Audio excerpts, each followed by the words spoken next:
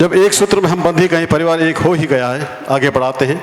बहुत से एस्पेक्ट्स हैं, बहुत सी धाराएं हैं, बहुत से विषय हैं। सारस्वत चैम्बर के सभी पदाधिकारियों और हमारे समाज के योद्धा श्री आनंद सारस्वत और इंदौर से राजेश बोहरा के साथ ही रतलाम से संजय ओझा, भीलवाड़ा से पुनीत ओझा, दिव्यांशु ओझा और पूना से महेश ओझा, ये तमाम लोग प्लीज़ मंच पर आएं।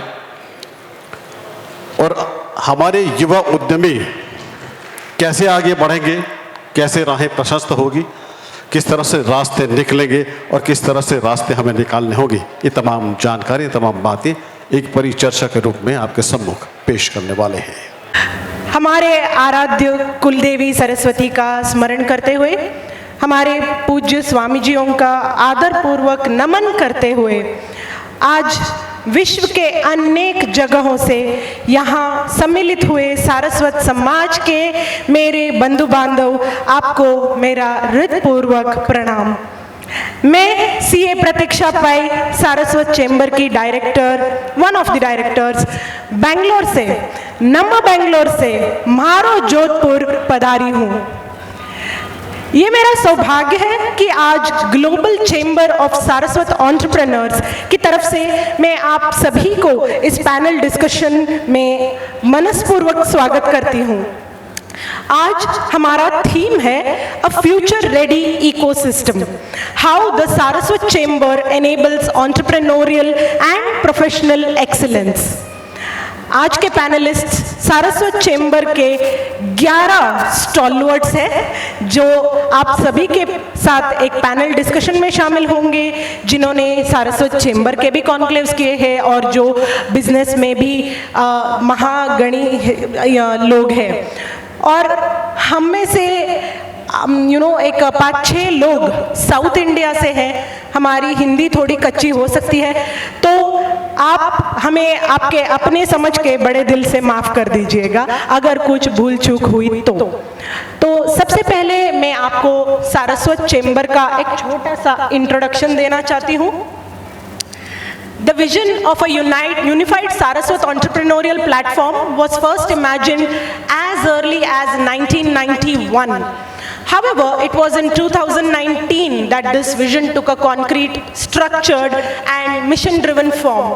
In just over 5 years, the Saraswat Chamber has achieved 90 plus physical events, 20 plus virtual knowledge sessions, presence across Maharashtra, Goa, Karnataka, Kerala, Andhra Pradesh, Rajasthan and beyond.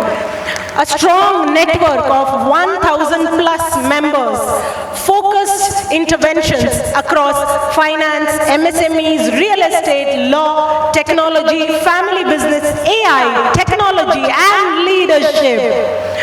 तो ये हुआ सारस्वत चैम्बर का एक छोटा सा introduction.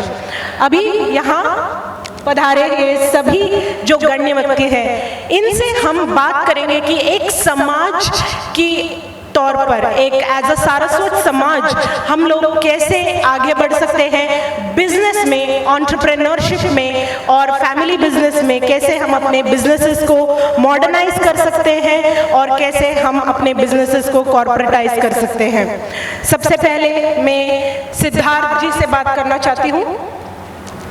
So Siddharth, you are the founder director of Saraswat chamber. आपने Saraswat chamber को की एक आइडिया को एनविजन किया और एक चैम्बर को एक लीगल एंटिटी के रूप में देखा, लीगल एंटिटी का रूप दिया। ये आपने कैसे कॉन्सेप्चुअलाइज किया? थैंक यू प्रतीक्षा। मेरा नाम सिद्धार्थ शंकर है और मैं मुंबई से हूँ। मैं चार्टर्ड अकाउंटेंट हूँ। मैं मुंबई में काफ़ी जगह पे मैंने चैम्बर ऑफ कॉमर्स के मीटिंग्स अटेंड किए थे। तो जैसे मैं मराठा चैम्बर ऑफ कॉमर्स, जो हमारे महाराष्ट्र में बहुत बड़ा चैम्बर है, या फिर काफ़ी चैम्बर ऑफ कॉमर्स की मीटिंग को गया था, तभी मैंने हमेशा देखा था कि हमारा सारस्वत चैम्बर क्यों नहीं है। और मैंने देखा है कि समाज हमेशा सपोर्ट करता है, बिकॉज सारे समाज बंधु अपने ही बंधु है, तो उस हिसाब से अपना भी एक चैम्बर होना चाहिए। ये हिसाब से मैंने कई बॉम्बे के स्टॉलवर्ड सारस्वत उस टाइम और ये Saraswat chamber as a non profit entity चालू किया इन 2019 and I got a very good support from the entrepreneurs and professionals in Maharashtra, Goa, Karnataka, Kerala, and now it has gone beyond India also. We have a lot of members from out of India as well. The only motto is to support our Saraswat Bandhu, because अगर कोई नया generation का भी business में आना चाहता है या कुछ उसको सपोर्ट चाहिए इवन फॉर जॉब, तो समाज के तौर पे हमारे पास एक प्लेटफॉर्म होना चाहिए जहां पे हम उसको हर जो सपोर्ट वो चाहता है वो दे सके, और उसी के वजह से ये सारस्वत चैम्बर का निर्माण हुआ। Thank you. Thank you Siddharth ji. अब आते हैं हमारे अंचल सर के पास, अंचल बोहरा जी। ये नेशनल जनरल सेक्रेटरी हैं for handloom and handicrafts and exports association. So sir, आप भी एक एक्सपोर्टर हैं, तो आजकल हम देख रहे हैं कि geopolitics is very volatile these days. So how should our youngsters ride this geopolitical wave and become exporters? आपकी इसमें क्या पर्सपेक्टिव है sir? See first of all, अगर आप अपने प्रोडक्ट को पहले एक्सपोर्ट के अंदर ले जाना चाहते हैं तो जो उसका जो सबसे पहला जो बेंचमार्क है वो होता है उसका design, whether the design is acceptable in the international market और not. Second thing is the quality, third thing is the lead time in the delivery. So and जब आप अपने प्रोडक्ट को ग्लोबली एक प्लेटफॉर्म देते हैं तो not only your business grows but आपका जो वॉल्यूम बढ़ता है, जो कंट्री को फॉरेन एक्सचेंज आता है, और जो आप जो एक कंट्री के लिए एक जो मदद करते हैं फॉरेन एक्सचेंज लाने के अंदर, वो एक लॉन्ग वे अप जाता है एक इकोनॉमी, एक स्ट्रॉन्ग इकोनॉमी को बिल्ड करने के अंदर। और जहाँ तक जियोपॉलिटिक्स का जैसे आपने क्वेश्चन करा है, तो डेफिनेटली चैलेंजिंग टाइम्स हैं because of the tariffs from the America. So उसको काउंटर करने का एक ही है कि आप प्रोडक्ट डाइवर्सिफिकेशन करें और आप अपना मार्केट डाइवर्सिफिकेशन करें। Yes sir, thank you sir. Sir के लिए तालियां। अभी हमारे साथ है संजय व्यास जी, जो मैन्युफैक्चरिंग सेक्टर में है, वो केमिकल्स के मैन्युफैक्चरिंग सेक्टर में है। सो सर, हमारे गवर्नमेंट का ये पुश रहा है कि आत्मनिर्भर बनो और इंडिया में ही मैन्युफैक्चर करो, चाहे वो केमिकल्स हो या और कुछ या वैक्सीन ही क्यों ना हो, हम सब के मैन्युफैक्चरिंग में आत्मनिर्भर हुए हैं। और इन दैट सिचुएशन आपको मैन्युफैक्चरिंग एज अ मैन्युफैक्चरर, आपको मैन्युफैक्चरिंग सेक्टर का आउटलुक कैसा दिखाई देता है sir, in the near future, in the far future, और आप यंगस्टर्स को मैन्युफैक्चरिंग सेक्टर में एंट्री लेने के लिए कैसे मोटिवेट करोगे सर? पहले तो आज मैं सभी समाज बंधुओं को नमस्कार करता हूं, और मेरे सामने ही मेरे पिता श्री प्रमोद कुमार जी व्यास मदर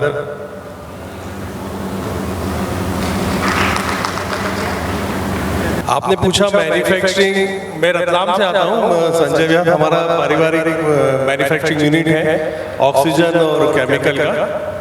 जैसा कि आपने पूछा सरकार मैन्युफैक्चरिंग के लिए क्या कर रही है, मैं आपको सबसे बताऊं, सरकार मैन्युफैक्चरिंग में आप जितना मैन्युफैक्चरिंग करते हैं कैपेक्स में, उसमें गवर्नमेंट ने पिछले 15 साल में हमारा 40% सब्सिडी आपको देती है।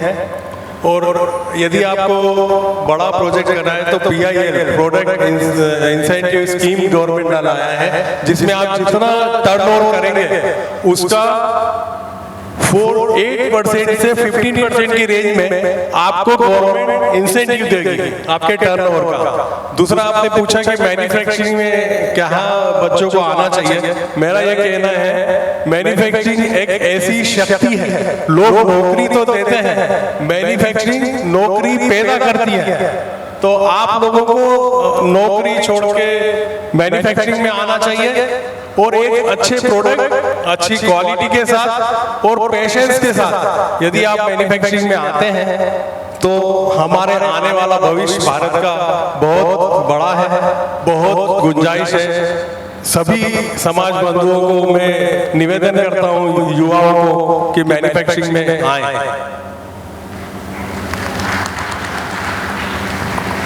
Thank you, sir. That was a very great insight as well. Coming to CA संकेत नायक। संकेत, सारस्वत चैम्बर ने बहुत सारे MSME कॉन्क्लेव्स किए हैं 2023, 2024, 2025 में। बैंगलोर में किया है, कोची में किया है, और आपने खुद 2024 का जो कॉन्क्लेव था वो बैंगलोर में आपने खुद स्पीयरहेड किया है। तो सारस्वत चैम्बर ने ये स्पेसिफिकली MSME कॉन्क्लेव ऐसा स्पेसिफिक फोकस लेके क्यों किया? नमस्कार सबको, मैं CA संकेत नायक बैंगलोर से। MSME एक्चुअली मेरे लिए एक दिन का काम है, where I do it on a very daily basis. I help lot of MSMEs get support bank से या दूसरे गवर्नमेंट डिपार्टमेंट से, उनको गाइड करते हैं हम लोग। तो इसके वजह से अभी सारस्वत चैम्बर ने भी इसे ही फोकस करके 3-4 कॉन्क्लेव्स जो किए, MSME को स्पेसिफिक फोकस इसलिए कर रहे हैं क्योंकि उनका ज़रूरतें जो है वो लार्ज कॉर्पोरेट के साथ हम कंपेयर नहीं कर सकते। जो MSME का चैलेंजेस है, जो MSME को प्रॉब्लम्स है, सॉल्यूशंस है, वो सब के लिए स्पेशलाइज्ड फोकस चाहिए। इस वजह से सारस्वत चैम्बर भी MSME के बारे में कॉन्सेंट्रेट कर रहे हैं, और हमारे जो सारस्वत बिजनेसेस भी है ज़्यादातर ही MSMEs ही है, और इधर भी जो हमारे सारस्वत समाज है इनके लोग भी MSME ही है, इसलिए MSME के ऊपर ज़्यादा फोकस करते हैं। और इसमें बहुत सारे हमने MSME स्पेसिफिक टॉपिक रखा था। बैंक से जो फर्स्ट फंडिंग नॉर्मली करते हैं बिजनेसेस के लिए, उनके तरह से एग्जीक्यूटिव्स को बुलाए थे और उनका स्टॉल रखा था, और उनके साथ इंटरेक्शंस भी डायरेक्ट किया था, जिससे भी एंटरप्रेन्योर्स को बात करना था। गवर्नमेंट डिपार्टमेंट वालों को भी बुलाया था। सो सभी को इन्वॉल्व करके जो भी MSMEs को सपोर्ट चाहिए, मदद चाहिए, उसके लिए हमने कोशिश की है। और मेरे हिसाब से और चैम्बर के साइड से इसके वजह से MSME स्पेसिफिक फोकस है। Thank you. Absolutely, MSMEs are one of the strongest pillars of Indian economy, so that makes sense. Coming next to Anirudh ji from Goa. Anirudh ji, आपने गोवा में साल 2023 और 2025 में रियल एस्टेट कॉन्क्लेव किया। So why did chamber focus on real estate and infrastructure as a specific sector worthy of a conclave? नमस्ते, मेरा नाम है अनिरुद्ध वालावलकर। मैं चैम्बर का डायरेक्टर हूँ और मैं गोवा से हूँ। बेसिकली चैम्बर में हमने ये एक वर्टिकल हमने रिस्पॉन्सिबिलिटी ली है कि जो गवर्नमेंट इंफ्रास्ट्रक्चर में डेवलपमेंट हो रहा है, ये 2014 से लेकर जब ये मोदी सरकार पावर में आई तो तब जो इंफ्रास्ट्रक्चर में वृद्धि हुई है, पूरे इंडिया में मैसिव ग्रोथ हो रहा है। आप मेट्रो समझो, आपके अंडरग्राउंड मेट्रोज हो, रेल हो, रोड्स हो, टनल्स हो, तो यहाँ पे कहीं पे हम लोगों ने सोचा कि हम लोग फोकस करें इंफ्रास्ट्रक्चर पे, जहाँ पे सिविल कॉन्ट्रैक्टर्स हो, आर्किटेक्ट्स हो और अपने जो सर्विस प्रोवाइडर्स हो। और हमने हमारे एवरेज से हमने जब सारस्वत बंधुओं का जब हमने सर्वे किया तो हमको पता लगा कि सर्विसेज में हमारे बहुत commitment towards the client and our quality in delivery ये बहुत अच्छा है। तो इसीलिए हमने सोचा कि why not we have a ecosystem for infrastructure in this whole ecosystem, क्योंकि गति शक्ति, प्राइम मिनिस्टर के गति शक्ति में हम लोग भी कहीं पे योगदान दे हमारा। तो उस एंगल से हमने सोचा और हम लोगों ने एवरी ईयर ये infrastructure conclave real estate and infrastructure में हमने फोकस किया। Thank you, Anirudh ji. As rightly mentioned by you, real estate और infrastructure इस सेक्टर पे बहुत ध्यान दे रहा है गवर्नमेंट भी, एंड एज अ समाज हमें हमारे यंगस्टर्स को भी इस सेक्टर में मोटिवेट करना चाहिए, एनकरेज करना चाहिए। इंफ्रास्ट्रक्चर की बात करते करते let me come to Mahesh ji Ojha. ये पुणे से हैं और ये भी कंस्ट्रक्शन इंडस्ट्री से बिलोंग करते हैं। सर, इंडिया एक ऐसा देश है जो पॉलिटिकली देश तो नया है लेकिन हमारा सिविलाइजेशन बहुत ओल्ड है। जो ओल्डर बिल्डिंग्स या फिर फोर्ट्स हैं उनको तो हेरिटेज स्टेटस मिल चुका है, बट जो न्यूअर इंफ्रास्ट्रक्चर बिल्डिंग्स अभी होने जा रहे हैं, इसमें इस सेक्टर में आपको क्या फ्यूचर दिखाई देता है सर, और हमारे यंगस्टर्स को इस सेक्टर में क्या अपॉर्चुनिटीज मिल सकती हैं सर? Thank you. नमस्कार, मैं महेश ओझा। अभी जैसे अनिरुद्ध जी ने बताया कि एक इकोसिस्टम अपने देश में बहुत अच्छे से मजबूत होते जा रही है कि पूरे इंफ्रास्ट्रक्चर के रिलेटेड, तो हर सेक्टर में अभी साहब ने बताया कि एमएसएमई में भी बहुत अच्छा अपना देश कर रहा है, हर सेक्टर में कर रहा है। अब रियल एस्टेट एक ऐसा सेक्टर है कि इसके अंदर कोई भी सेक्टर में ग्रोथ हो उसको रियल एस्टेट और इंफ्रास्ट्रक्चर इसकी ज़रूरत होती है। तो अल्टीमेटली ये ऐसा एक सेक्टर है हमारा कि इसमें पोटेंशियल तो अनलिमिटेड है। अब इसमें क्या है, थोड़ा साइजेबल, और ये इसके वजह से युवा अपने लोग आने को थोड़ा हिचकिचाते हैं।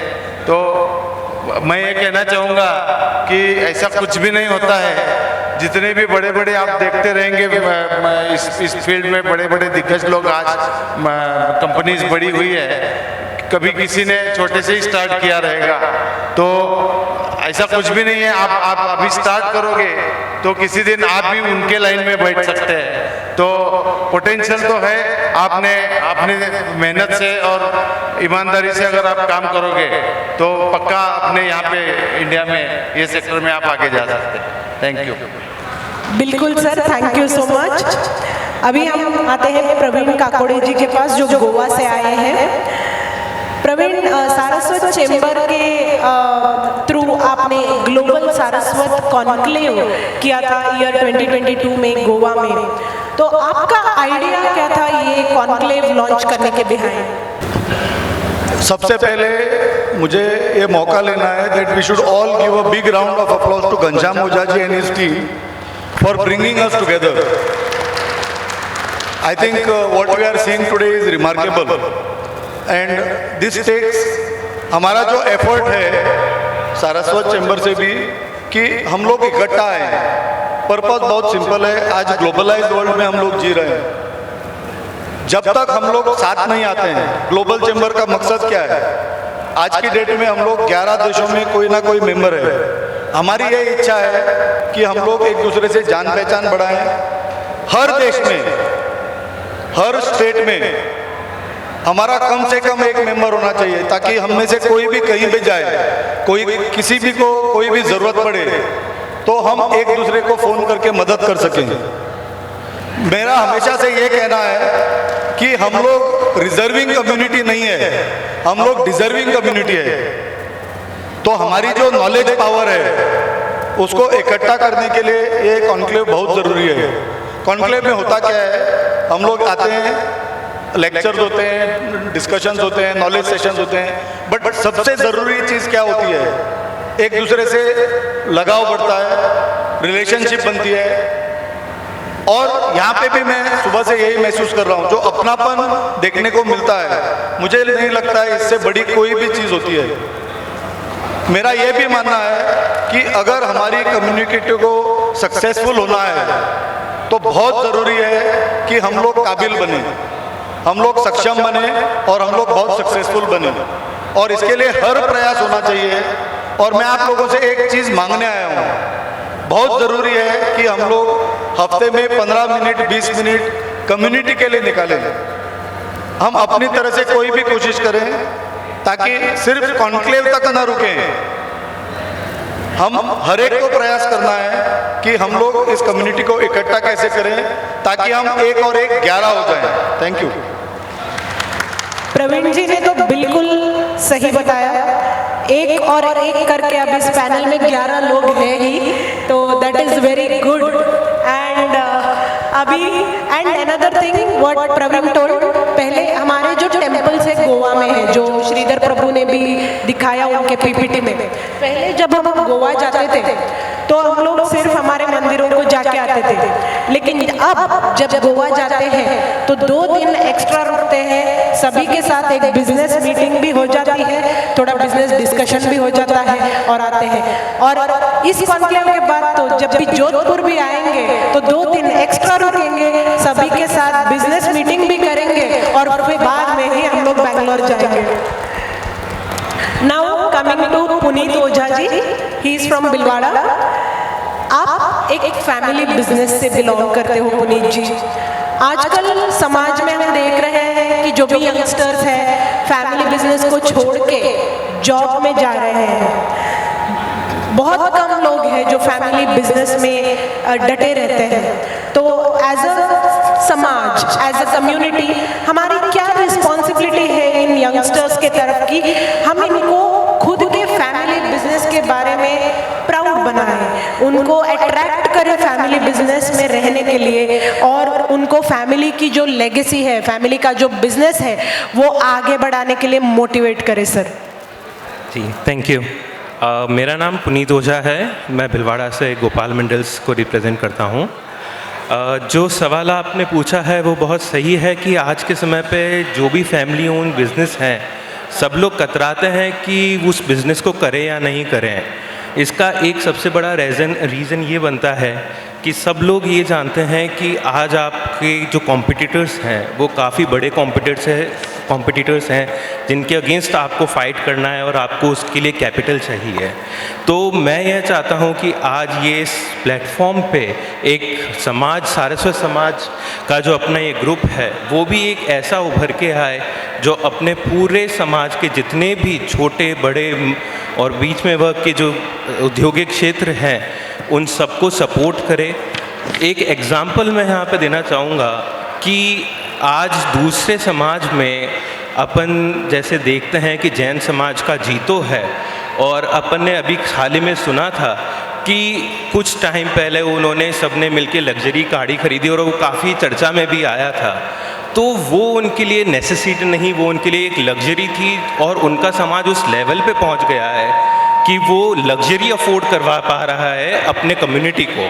तो मैं इस मंच के माध्यम से यही कहना चाहूँगा कि सारस्वत समाज एक बिगनिंग है, एक मुहिम जो है सबको आगे बढ़ाने की। तो छोटे जो बिजनेसमैन्स हैं जो थोड़ा हिचक जाते हैं, जो कॉन्फिडेंस नहीं दे पाते हैं, उनको वो समाज सपोर्ट करे और वो आगे बढ़ाए।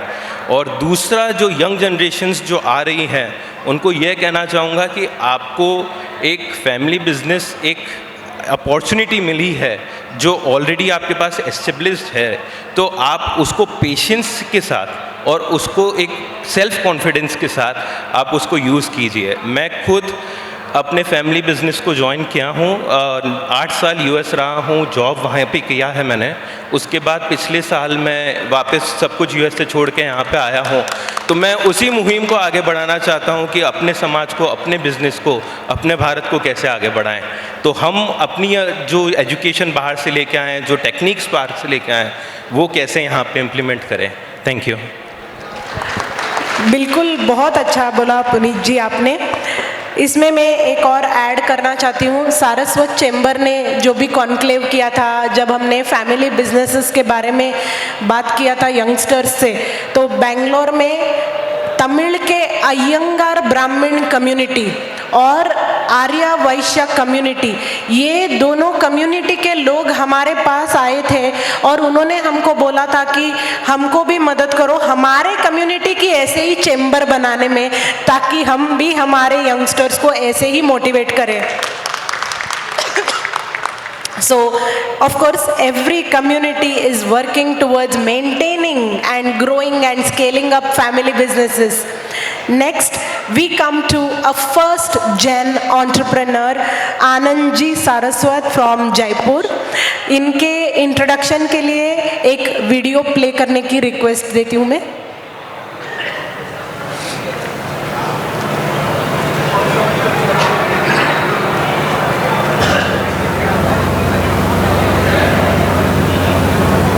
के फर है जिला मथुरा की साधारण मिट्टी से निकलकर भारत के अग्रणी निर्माण उद्योग में अपनी अलग पहचान बनाने वाले श्री आनंद सारस्वत आज गुणवत्ता, विश्वास और ऊंचाई का पर्याय बन चुके हैं।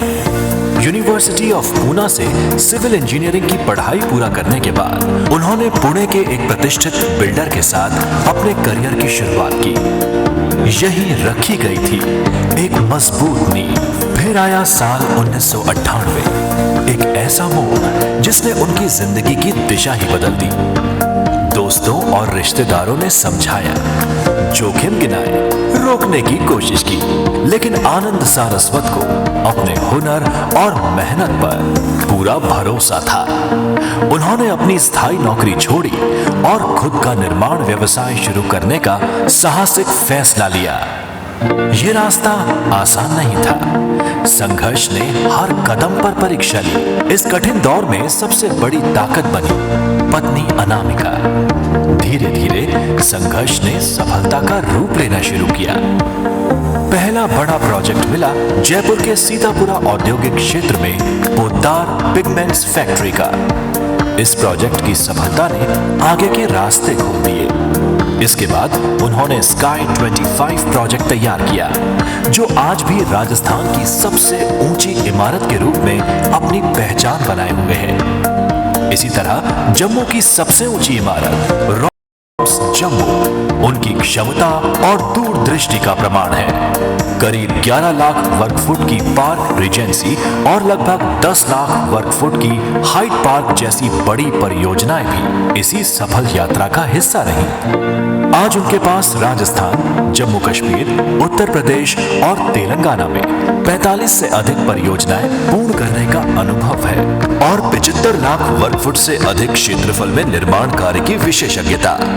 कुछ नया करने की सोच हमेशा से उनकी पहचान रही है। इसी क्रम में सारस्वत ने वर्ष 2016 में तेलंगाना के वारंगल में साईं शिवनंदा ग्रेनाइट्स के माध्यम से ग्रेनाइट खदानों के साथ खनन व्यवसाय की शुरुआत की। अब ये यात्रा एक नए पड़ाव की ओर बढ़ रही है।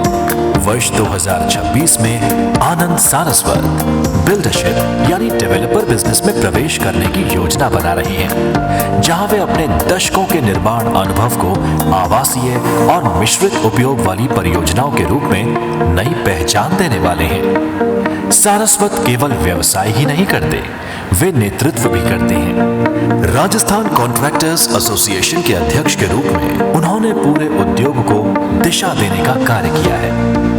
सच तो ये है कि आज आनंद सारस्वत केवल एक सफल उद्योगपति नहीं, बल्कि एक प्रेरणा है जो सिखाते हैं कि संघर्ष से डरना नहीं चाहिए, क्योंकि वही सफलता की सबसे मजबूत नींव होती है। प्रणाम। सबसे पहले तो मैं अपने सभी आदरणीय जो भी मेरे सीनियर्स और अच्छे बिजनेसमैन हैं, मुझे ये मौका दिया कि बिजनेस को कैसे किया जाए, क्यों किया जाए।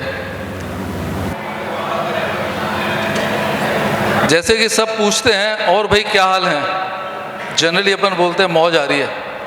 अगर मौज आ रही है तो मेरे ख्याल से चाहे नौकरी में आ रही है या बिजनेस में आ रही है, चाहे नेतागिरी में आ रही है, चाहे वकालत में आ रही है, मौज आनी चाहिए। मौज आनी चाह रही है तो फिर ज़िंदगी सेटिस्फाइड है तो कोई ज़रूरत नहीं है कुछ भी अपने आप को चेंज करने की। लेकिन क्या होता है, हम खुद तो सेटिस्फाइड होते हैं अपने जीवन से, लेकिन अपने साथ अपना परिवार और सामाजिक दायित्व भी होते हैं। उनकी एक लिमिटेशंस आपकी अपनी हो सकती है, लेकिन उनके शौक़, उनकी ख्वाब कुछ भी हो सकते हैं। हो सकता है आप चाहते हो कि मैं बस दिन 2 वक्त की दाल रोटी मिले, आराम की चैन की नींद सोएं और मौज करें। नहीं, वो मौज नहीं होती। मौज वो होती है जब आपका परिवार, आपके मित्र बंधु और समाज वो भी आपके देखता हो और आप उस चीज़ को पूरा करें। शुरू में इंजीनियरिंग करने के बाद मैंने पूना में नौकरी की। जब मेरी शादी हुई तो एक नौकरी पेशा इंसान से मेरे आदरणीय ससुर साहब, जज साहब श्री जानकी वल्लभ जोशी जी ने एक इंजीनियर लड़का देखा और अपनी पुत्री का विवाह उससे कर दिया। मैं पूना में भी दिन में नौकरी करता था, रात को प्रोजेक्ट्स लेता था, 2-2, 3-3, 4-4 घंटे का कॉन्ट्रैक्ट लेता था। मेरा शौक़ था कुछ करूं, ये इनकम मेरे लिए पूरी नहीं है। मैं उन सब नए लोगों से ये कहना चाहूँगा कि आप अपने लिए नहीं, अगर आपके घर परिवार दायित्व में मतलब कोई भी दायित्व आपके ऊपर है और आपको अच्छी ज़िंदगी जीना चाहते हैं तो अपनी लाइफ को सेटिस्फाइड मत करो, निरंतर आगे बढ़ते रहो। और नौकरी के बाद बिजनेस ही एक ऐसी चीज़ है जिसमें आप आगे बढ़ सकते हैं, उसकी कोई लिमिटेशंस नहीं है। हम सब यहाँ पे ब्राह्मण बंधु बैठे हैं। ब्राह्मणों के दिमाग का यूज़ दुनिया करती है, अच्छे अच्छे सेठ करते हैं। हम लोग क्या सेठों में, जिनके सरकारी नौकरी है मैं उनका कुछ नहीं कह सकता, उनके हो सकता है सपने कई और तरह से पूरे हो सकते हों, लेकिन जो प्राइवेट नौकरी करते हैं उनकी लिमिटेशंस होती हैं। लेकिन बिजनेस के अंदर कोई लिमिटेशन नहीं है, आप मेहनत कीजिए, आप आगे बढ़ते जाएंगे। आपका दिमाग है, आप दूसरों के लिए काम कर रहे हैं, आप अपने लिए काम कीजिए। जितनी मेहनत आप दूसरों के लिए कर रहे हैं आप अपने लिए कीजिए। आप अपनी नौकरी रिटायरमेंट ले लेंगे या रिटायरमेंट हो जाएगा, आप अपने लिए घर के लिए क्या देके जाएंगे? आपको एक मिलेगी पेंशन, आपके घर वालों को मिलेगी आपकी ग्रेजुटी, या जो आप पेंशन के वो नौकरी के बाद में पैसा मिलता है वो, या आपने पूरी ज़िंदगी नौकरी में एक आध प्लॉट खरीदा हो वो।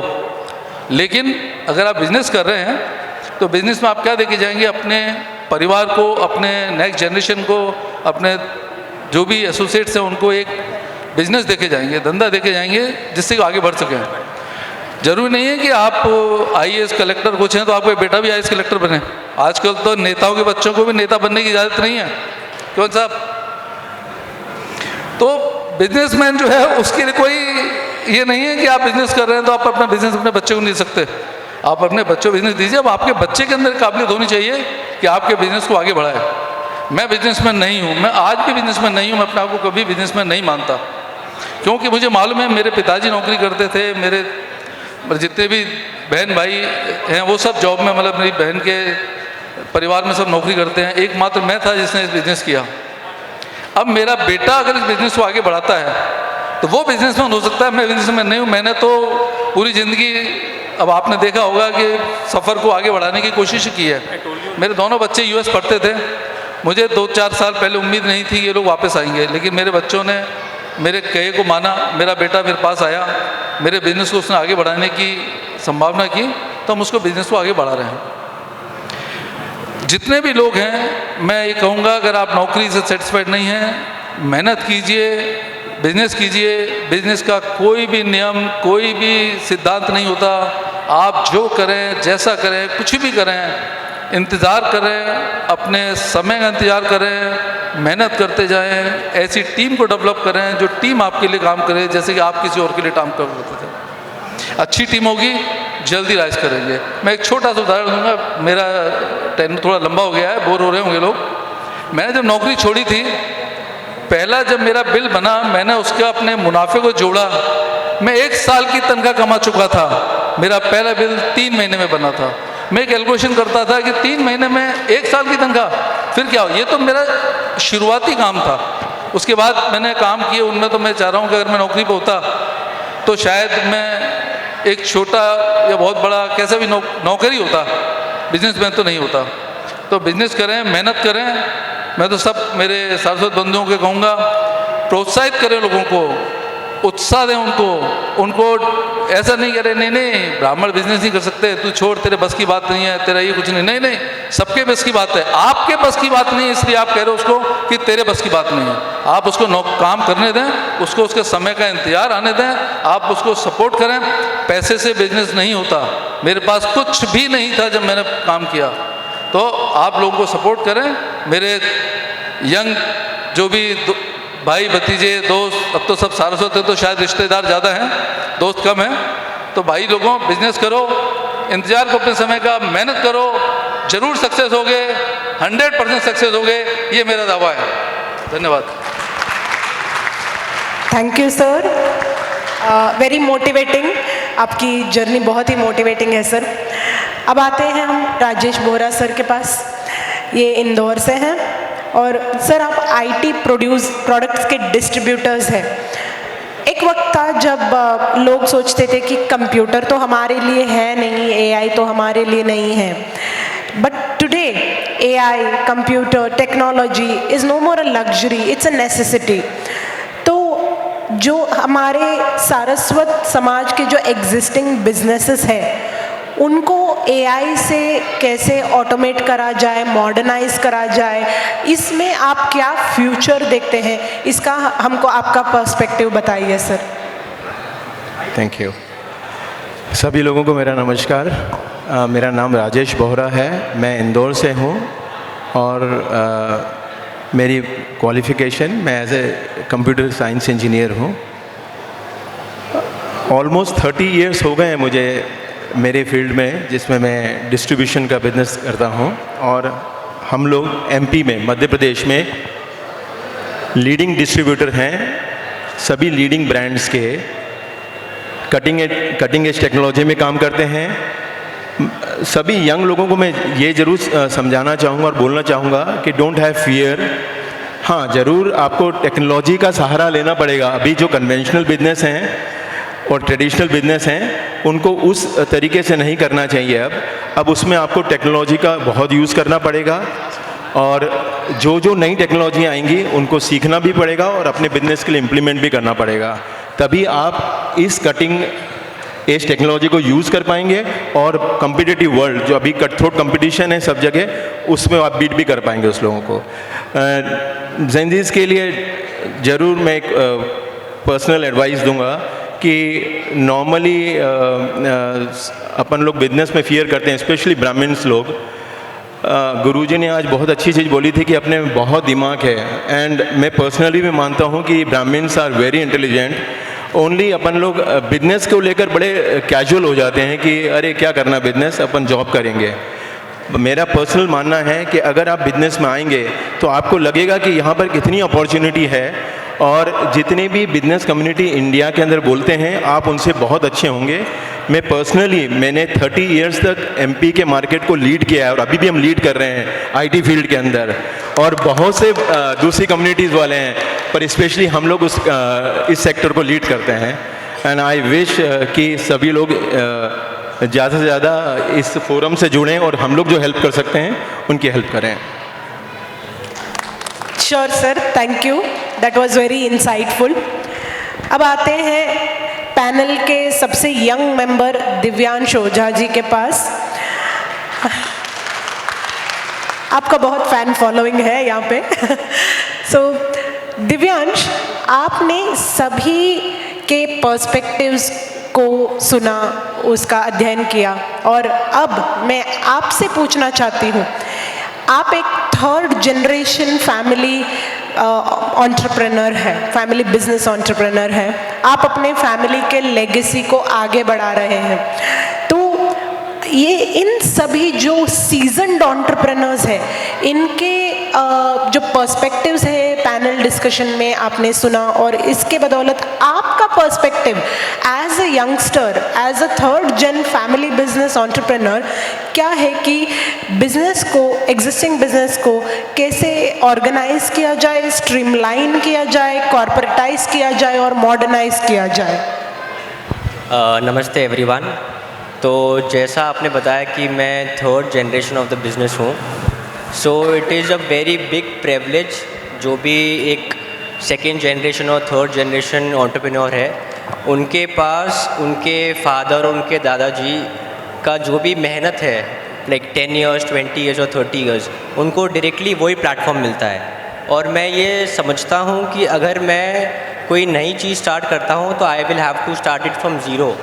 बट अगर if I am starting my family business, so I have started from 30, so that opportunity is very big for me, and I think वहाँ से मैं उसको 100 तक बहुत ईजीली ले जा सकता हूँ। From 0 to 10 is the most difficult journey. From 30 to 100 अगर हम मेहनत करते हैं, और जैसा कि सब मेरे पापा जैसे और चाचा जैसे लोग जो स्टेज पे बैठे हैं उन्होंने बताया है, दैट बिज़नेस को मेहनत से बहुत आगे बढ़ाया जा सकता है। और मेरी फैमिली में दादाजी, पापा जी, चाचा जी सबसे यही सीखा है, if you put your head down and work hard, आप लाइफ में कुछ भी अचीव कर सकते हैं। So that is my take. If I am the third generation, I think सब लोग यहाँ पर जो सेकेंड और थर्ड जनरेशन है अपने बिज़नेस में, और जो सोचते हैं कि आना चाहिए, नहीं, 100% आना चाहिए, बिकॉज आप अपने बिज़नेस को बहुत अच्छे से ऑर्गेनाइज कर सकते हैं। जितना हमने अच्छा पढ़ाई किया है, जितना नया चीज़ सीखा है, आप अनऑर्गेनाइज चीज़ों को बहुत ऑर्गेनाइज करके उसको बहुत मल्टीपल टाइम्स उसको बढ़ा सकते हैं। Thank you Divyansh, thank you so much. अब हम आएंगे second round of panel discussion पे। My request is keep it short and sweet. Jodhpur में जब हम कल शॉपिंग गए थे तो दुकानदार हर एक छोटी छोटी चीज़ पे सॉरी सॉरी बोल रहा था। मैंने बोला अरे जोधपुर वाले इतने सॉरी क्यों बोलते हैं? तो बोला मैडम एक वर्ड में बात खत्म हो जाती है, ज़्यादा बात करने की ज़रूरत नहीं होती।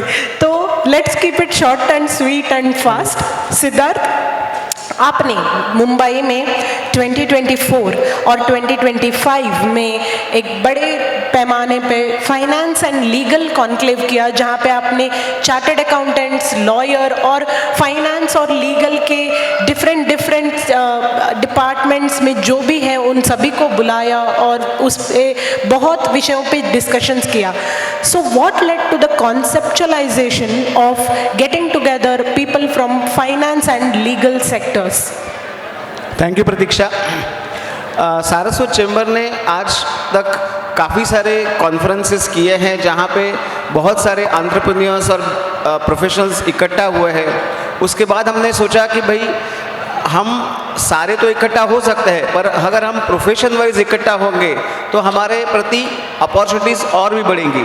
Mumbai is a financial capital of India, तो काफ़ी सारे लॉयर्स, चार्टर्ड अकाउंटेंट्स और फाइनेंस एंड लीगल प्रोफेशनल्स वहाँ पे है। तो एक दूसरे को अगर मिलते हैं और स्पेशलाइजेशंस और अपॉर्चुनिटीज शेयर करते हैं तो बिज़नेस की काफ़ी ग्रोथ होती है।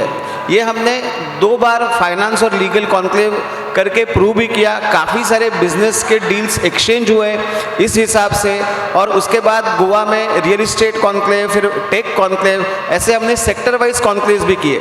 तो अभी हमारा फोकस ये है कि हमारे लोगों को धंधा मिलना चाहिए, उनको अपॉर्चुनिटी शेयर करनी चाहिए। तो इस हिसाब से सारस्वत चैम्बर आगे जा रहा है। Thank you. Thank you Siddharth. अंचल जी, आप एक्सपोर्टर भी हैं और बहुत सारे गवर्नमेंट स्कीम्स भी हैं जो एक्सपोर्टर्स का बहुत सारा काम इजी करती हैं, लेकिन बहुत से समाज बांधव इस स्कीम्स को नहीं जानते हैं सर। सो ऐसे थोड़े स्कीम्स बताइए जो एक्सपोर्टर्स को बढ़िया हेल्प कर सकते हैं और हमारे यंगस्टर्स को एक्सपोर्ट के सेक्टर में आने के लिए मोटिवेट कर सकती है सर। देखिए, जो गवर्नमेंट का जो अभी जो ये युग चल रहा है जिसको हम मोदी युग कहते हैं, this is the best time to come into business and to come into exports. ऐसा समय हमने तो अपनी लाइफ में कभी नहीं देखा पिछले 30 साल के एक्सपीरियंस के अंदर, जहाँ गवर्नमेंट आपके द्वार पे आती है, आपको सपोर्ट करती है। सेकेंडली, जहाँ तक डायरेक्टली एक्सपोर्ट को सपोर्ट की बात है, तो अभी गवर्नमेंट ने जियोपॉलिटिक्स टेंशंस देखते हुए अभी 25,000 करोड़ का एक अभी स्कीम उन लोगों का अभी बहुत जल्दी आने वाला है अभी, जो कि एक्सपोर्टर्स को सपोर्ट करेगी to counter the tariff imposed by the United States. तो अल्टीमेटली अगर आप देखा जाए तो अगर आपको सपोर्ट चाहिए तो आपको सबसे पहले तो अपने आप को अवेयर करना पड़ेगा with all the government policies. And आजकल because of the online system and all, because of the DGFT जो director general of foreign trade है, एग्जिम पॉलिसीज़ हैं, सब चीज़ ऑनलाइन अवेलेबल है।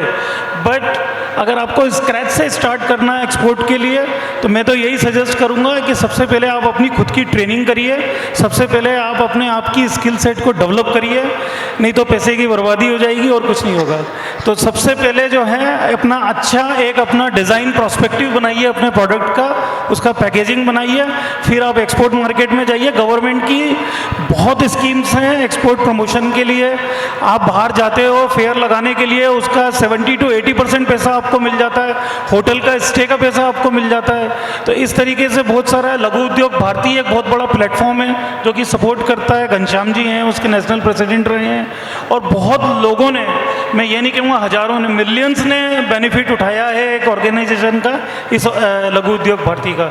तो इम्पॉर्टेंट इशू यही है, अपने आप को सेल्फ ट्रेन करें और डाइवर्सिफाई करें अपने प्रोडक्ट को। बिल्कुल सर, और हमारे युवा के लिए यह कल यहाँ पे चैम्बर की तरफ से कल एक ट्रेनिंग प्रोग्राम भी यहाँ पे एक लगाया जा रहा है। तो जितने युवा अभी इस पंडाल में बैठे हैं अभी, तो 18 से 30 साल तक के, अगर वो एक डायरेक्ट इंटरेक्शन करना चाहते हैं, जो एंटरप्रेन्योर्स यहाँ पे अभी ऑन स्टेज हैं, तो there will be a golden opportunity उनसे 1-to-1 मिलने की और उनके एक्सपीरियंस को सुनने की। Thank you. जी, कल सुबह 10 बजे यंगस्टर्स के लिए एक छोटा सा सेशन रखना चाहते हैं न्यू एंटरप्रेन्योरियल ट्रेनिंग पर। ये कैलाश जी को इसके बारे में जानकारी है। आप जो भी इंटरेस्टेड है आप कैलाश जी से बात कर सकते हैं। Next coming to Sanjay Vyas ji. Sir, आप मैन्युफैक्चरर हैं और एक्सपोर्ट भी करते हैं, तो जो एक्सपोर्टिंग मैन्युफैक्चरर्स हैं आप उनको क्या अपना क्लोजिंग रिमार्क्स देना चाहते हैं सर? एक्सपोर्ट्स में आपको सिर्फ एक ही बात का ध्यान रखना है, जो भी आप प्रोडक्ट भेज रहे हैं वो प्रोडक्ट कभी भी क्वालिटी की वजह से वापस नहीं आना चाहिए। आपको याद होगा 2015 में प्रधानमंत्री मोदी जी ने लाल किला से बोला था कि आप सब लोग जो भी एक्सपोर्ट हिंदुस्तान से जा रहा है उसकी वो कभी वापस नहीं आए, और जो इंपोर्ट हिंदुस्तान में आ रहा है उसका स्टडी करें और देखें कि क्या चीज़ आ रही है, हमारे यहाँ उसको हम क्या कर सकते हैं उसमें बनाएं, और उसको बना के फिर यहाँ से वापस एक्सपोर्ट करें, या जो यहाँ की कंपनियाँ हैं उनको अपन सप्लाई करें, जिससे देश का डॉलर बाहर नहीं जाए। और मैं सभी लोगों को बोलता हूँ कि मैन्युफैक्चरिंग, एक ही चीज़ आप याद रखो, मैन्युफैक्चरिंग इतनी बड़ी शक्ति है जो नौकरी देती नहीं, नौकरी पैदा करती है। तो आप, हम सब ब्राह्मण समाज से हैं, हमारे को सरस्वती ने बुद्धि दी है, तो आप उसी को ध्यान रखें और मैन्युफैक्चरिंग में आएँ। बिल्कुल sir, that was really great. Sir ने एक बात बोला जो मैं भी बोलना चाहती हूँ, जॉब पे जाके लगने से अच्छा है जॉब क्रिएट कीजिए, लोगों को जॉब दीजिए, और हम में ये ताकत है, हम में ये काबिलियत भी है कि हम जॉब्स क्रिएट करें।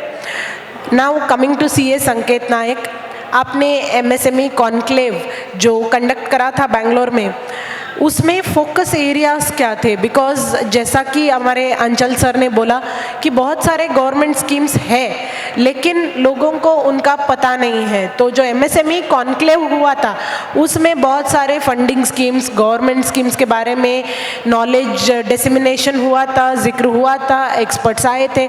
तो इस कॉन्क्लेव का मूल फोकस क्या था? तो दो मेन फोकस था।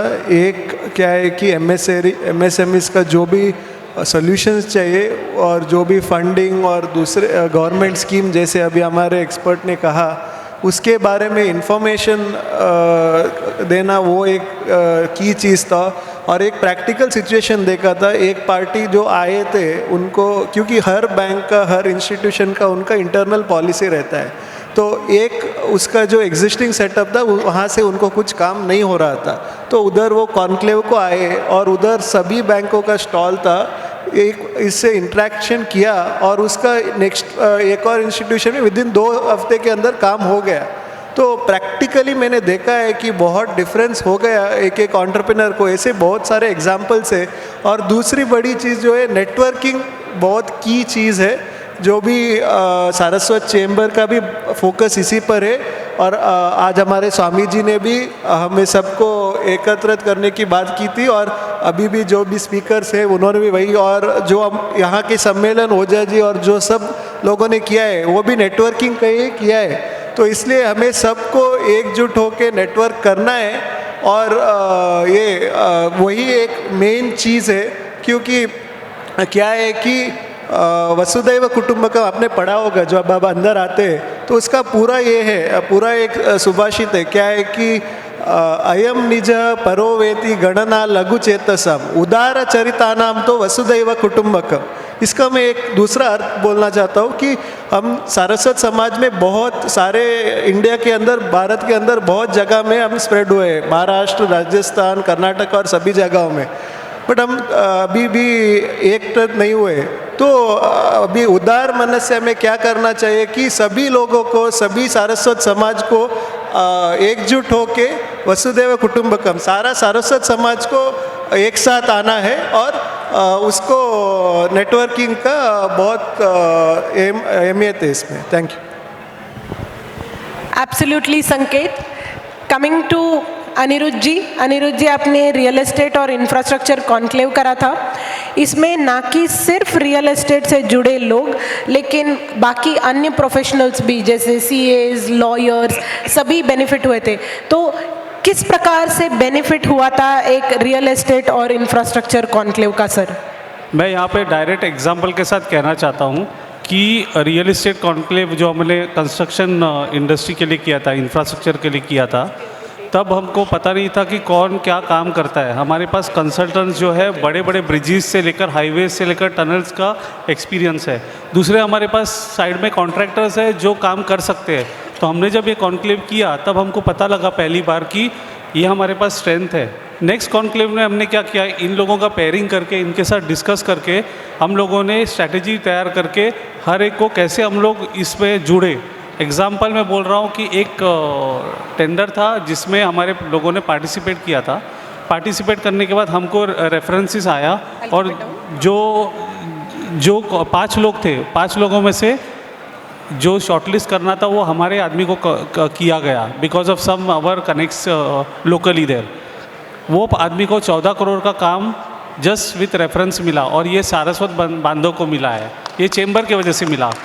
आगे में जाके ये बोल रहा हूँ कि वो आदमी जिसको मिला ये कंसल्टेंट था, उसने क्या किया, डबल इंटीग्रेशन किया। मतलब उसने उसके प्रपोजल्स करने के लिए सारस्वत को अपॉइंट किया, सर्वे करने के लिए और एक सारस्वत को अपॉइंट किया। ऐसे करके 3-4 स्टेजेस में हमने चेंबर का योगदान ऐसा था कि चेंबर के प्रेशर या कनेक्ट से ये 4-5 लोगों को धंधा मिला।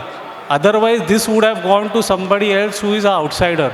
सो हम लोग क्या चाहते हैं, बिल्डिंग मटेरियल सप्लायर हो, आप घर बांध रहे हो तो पूरा बिल्डिंग मटेरियल सप्लायर हो, आर्किटेक्ट हो, ये सब जो भी है वो सारस्वत ही होने चाहिए।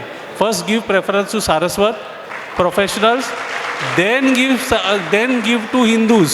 So you have to close only till there, don't go beyond that please.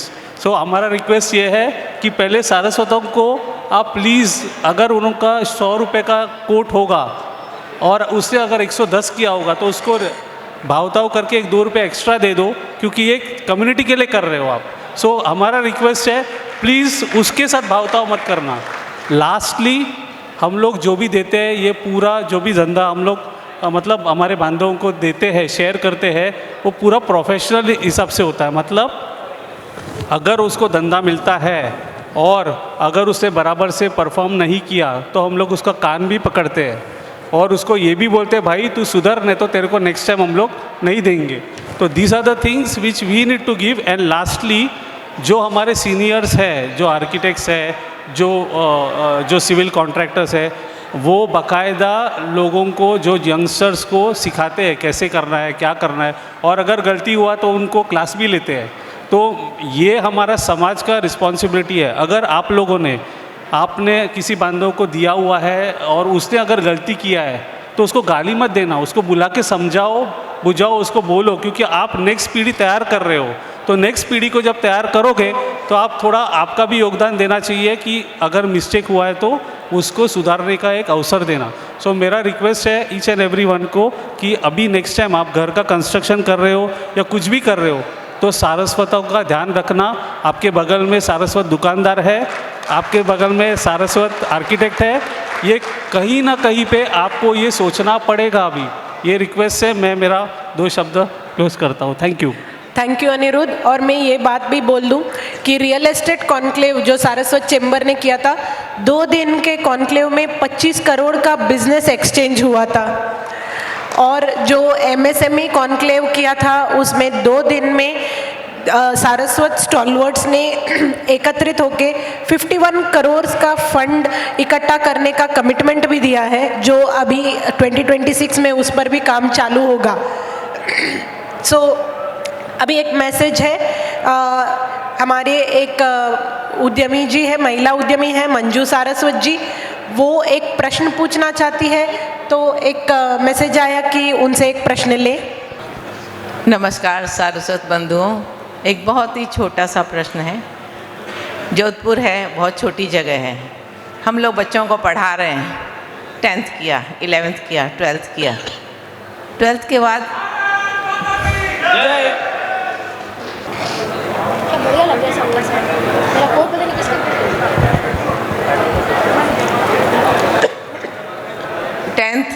और ट्वेल्थ होते होते अपन सोचते हैं बच्चों को अब हम यहीं पर और पढ़ाएंगे, बच्चे बाहर जाएंगे, यहाँ जोधपुर में नहीं पढ़ेंगे, बाहर जाएंगे, हम अकेले हो गए, चलो वहाँ से पढ़ के आएंगे तो जोधपुर में वो लोग बिजनेस नहीं करेंगे क्योंकि यहाँ एआई नहीं है, यहाँ पर कोई भी ऐसा नहीं है जो कि बोल दे कि बहुत बड़ा यूनिट लगा सकते हैं, ये कर सकते हैं, वो कर सकते हैं। इसलिए इनको बेंगलोर, बॉम्बे, कलकत्ता, मतलब बाहर बड़ी सिटीज़। तो ये बड़ी सिटी कब बनेगी? जब हमारे बच्चे यहाँ रहेंगे। तो आप लोगों से रिक्वेस्ट है कि आप लोग प्लीज़ अपनी यूनिट्स पर यहीं से बच्चों को बुला बुला के सिखा के वापस यहीं भेजिए। जैसे बच्चे फ़ॉरेन जाके वहीं बैठ जाते हैं, मत बसने दीजिए, वापस आए। इसलिए यही कहती हूँ कि आप लोग सिखाना चाहते हैं तो उनको सिखाइए, नई नई टेक्निक डालिए उनके दिमाग में। आपने सही बोला। हम लोग एक ही ये करते हैं कि अगर हमारे पास बिजनेसमैन है और अगर हमारे बच्चे जब बाहर जा रहे हैं तो हम लोग रिक्वेस्ट करते हैं कि आप यहीं पे उनको यही टेक्नोलॉजी देके सेम बिजनेस ग्रो कर सकते हैं या कुछ नया फील्ड करने के लिए। इसीलिए ये सारस्वत चैम्बर है ताकि आप सीनियरों के साथ बात करके आप उनका मार्गदर्शन ले सकते हो। आज हमारे स्टॉल पे एक बांधव आए थे, उनके बेटे भी आए थे, तो हमारे ऐसे जनरली डिस्कशन हो रहा था, तो उनको हमने यही सजेस्ट किया कि आप डायरेक्टली एज अ पेरेंट नहीं बोल सकते हो, लेकिन एज अ मार्गदर्शक हमारे चैम्बर में मार्गदर्शन एक सीरीज़ चलता है, वहाँ पे हम लोग मार्गदर्शन देते हैं बच्चों को, एक एक इंडिविजुअल को कि धंधा या कैसे करे, आगे कैसे बढ़ाए। तो हमारे प्रवीण जी ने जस्ट उनके एक अच्छा रिप्लाई दिया कि उन्होंने वॉलंटियरिंग किया और उस बच्चे को बोला कि तुम मेरे से डायरेक्ट कांटेक्ट करो, और अभी उन्होंने जिम्मेदारी लिया है कि उसको कैसे आगे क्या मतलब क्या सीख सकता है वो, ताकि वो धंधे में उसके यूज़ हो सके। Well, thank you sir. Thank you. Ghanshyam ji से मैसेज आया है कि कंक्लूड करें, और घनश्याम जी जो बोलते हैं वो हम उसका बहुत आदर करते हैं। और हमारा स्टॉल है A3, जो भी सारस्वत चैम्बर के मेंबर होना चाहते हैं A3 स्टॉल में आ जाए। और एक बात है, यहाँ पे एक यंगस्टर नहीं, एक यंग स्टार है रजत सारस्वत, वो भी बेचारा 1 मिनट बोलना चाहता था, लेकिन नेक्स्ट उसको थोड़ा चांस मिलेगा क्योंकि अभी तो कंक्लूड करने का नहीं, अभी कंक्लूड करने को बोला है, लेकिन उसको भी ज़रूर बाद में थोड़ा चांस मिलेगा। मैं यूथ ऑफ GSB को भी थैंक यू बोलना चाहती हूँ, उन्होंने ये सब कुछ कवर किया। एंड सारस्वत चैम्बर के को ज्वाइन करने का मैं आप सभी को आमंत्रण देती हूँ। हम लोग A3 स्टॉल में हैं और अभी ये हमारा बहुत बड़ा सौभाग्य है कि हमारे बख्शी साहब आए हैं और अभी हम ये जो पैनल डिस्कशन है ये यहाँ पे ही कंक्लूड करते हैं। Thank you sir. And Bakshi साहब को देखकर तो मन में से एक ही नारा आता है, बोलो भारत माता की, भारत माता की, वंदे वंदे। Thank you everyone. नई दुनिया के दरवाजे खुले हैं इस डिस्कशन से। मोहित भेड़े हमारे बीच में हैं, आइस्को यानी all India Saraswat cultural organisation के सचिव, बताएंगे संस्था के बारे में, बताएंगे नए विजन के बारे में। नमस्कार, कैसे हैं आप? नमस्ते। सपनों की नगरी मुंबई से सूर्य नगरी जोधपुर को मेरा कोटि कोटि प्रणाम, बिग बिग थैंक यू। और शुरुआत करने से पहले ईश्वर का नाम जरूर लूंगा। बोलिए परशुराम भगवान की, सरस्वती माता की, भारत माता की। Thank you very very much. जिस संस्थान को मैं रिप्रेजेंट करता हूं उस संस्थान का नाम है the all India Saraswat cultural organisation. प्रेम से, प्रसिद्धि से इस संस्कार को बुलाया जाता है आइस्को। भाइयों और बहनों, इस दुनिया में सबसे बड़ी ताकत होती है लोगों को जोड़ने की ताकत। और 1972 से हमारी संस्थान आइस्को हर सारस्वत को, कश्मीर से कन्याकुमारी, गुजरात से असम, हमारी संस्था हर सारस्वत को जोड़ते आई है। हर गली, हर मोहल्ले, हर गांव, हर शहर, हर सारस्वत, मैं कॉन्फिडेंटली कह सकता हूं सबसे ज्यादा डेटाबेस और रीच आइस्को के पास होगा। मेरे साथ मेरे प्रेसिडेंट डॉक्टर अजीत गुंजीकर भी आए हैं। हमारे सेक्रेटरी, आप सबके तहे दिल अजीज राजेंद्र पै सर आए हैं। मेरे दोनों प्रेसिडेंट और सेक्रेटरी के लिए जोरदार तालियां प्लीज। Thank you. अभी आपके मन में सवाल आया होगा कि आइस्को किस तरीके से लोगों को जोड़ती है, तो मैं आपको बताता हूं। जब मैं फर्स्ट टाइम यहां पे आया था, पहले तो मैं आप सबसे माफी चाहता हूं। मुझे लग रहा है बहुत डर, क्योंकि सुबह से मैं इतनी खूबसूरत हिंदी यहाँ सुन रहा हूँ। हिंदी में बोल लेता हूँ, पर जहाँ से मैं आता हूँ बम्बई से, मुंबई से, वहाँ हम बम्बईया हिंदी बात करते हैं। आप सब ने रंगीला पिक्चर देखा होगा, मुन्ना भाई पिक्चर देखा होगा। उस तरीके की हिंदी का प्रयोग हम करते हैं, जैसे अपुन, आएगा, जाएगा। तो मैं पूरी कोशिश कर रहा हूँ कि शुद्ध हिंदी में बात करूँ, और भूल चूक हुई तो माफ़ कीजिए, अपना सारस्वत बेटा भाई समझ के माफ़ कीजिए। तो मुंबई में, गोवा में, बड़ौदा में, मैंगलोर में, हिंदुस्तान के कई शहरों में ऐसे ही बहुत बड़े ग्रैंड स्केल पे हम महोत्सव सम्मेलन ऑर्गेनाइज करते हैं, जहां पे आई वुड से 5 से 10 हज़ार सारस्वत आते हैं। राजस्थान से कई सारे सारस्वत आए हैं। उन सारे सम्मेलनों में इतने सारे क्षेत्रों के दिग्गज आते हैं, जैसे defence, technology, information technology, finance, banking, you name it. सारे दिग्गज आते हैं। यंगस्टर्स को मोटिवेशन मिलता है, कल्चरल प्रोग्राम्स होते हैं, सारस्वत यूथ अपना टैलेंट दिखाता है, डांस, सॉन्ग्स, स्किट्स, ड्रामेटिक्स, सब चीज़ों में सारस्वतों की पहचान हमारे सम्मेलनों में हाईलाइट होती है।